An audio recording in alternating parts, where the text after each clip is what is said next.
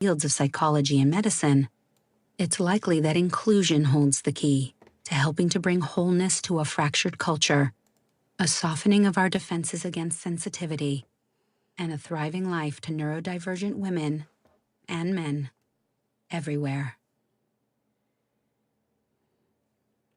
Part 2. Outer Frames. Chapter 3. Autism, Synesthesia, and ADHD. Cece Hart grew up in California's Central Valley with a mother who noticed her strong body awareness as a child.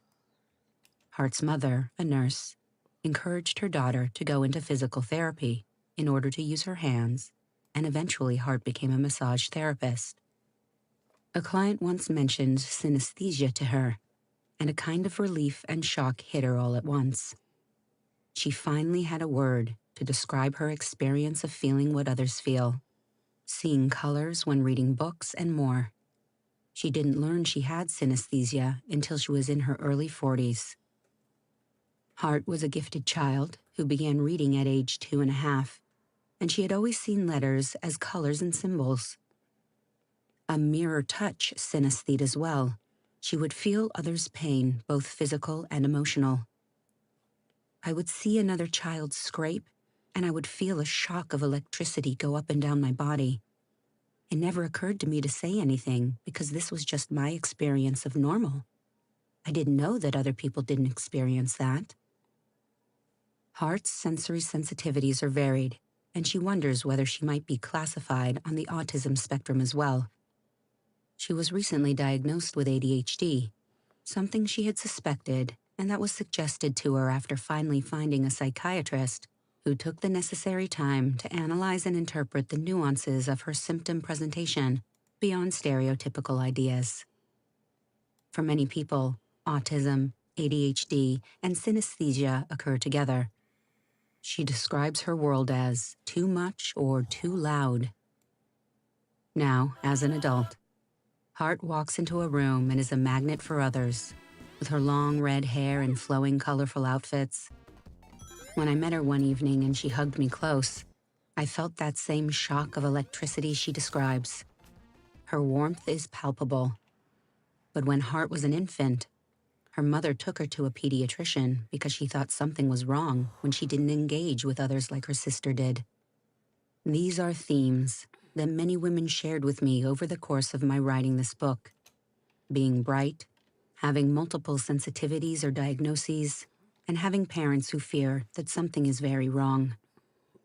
For those of us like Hart, it takes time for our nervous systems to become calibrated to the outside world and the staccato rhythms that feel like assaults.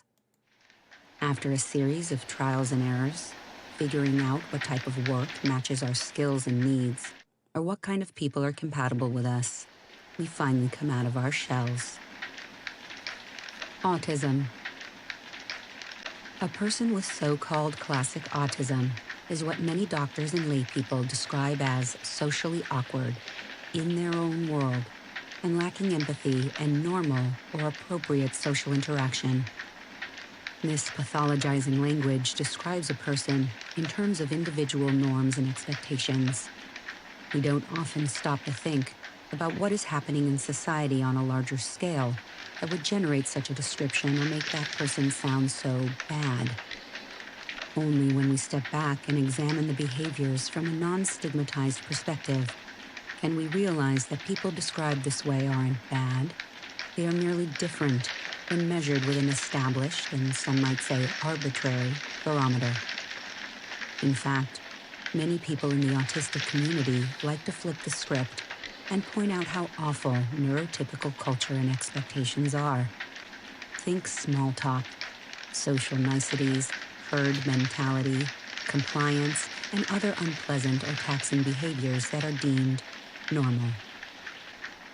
While figures like the professor and author Temple Grandin have brought attention to the gifts of autism, our culture as a whole remains steeped in images and definitions that see this kind of neurological makeup as a defect.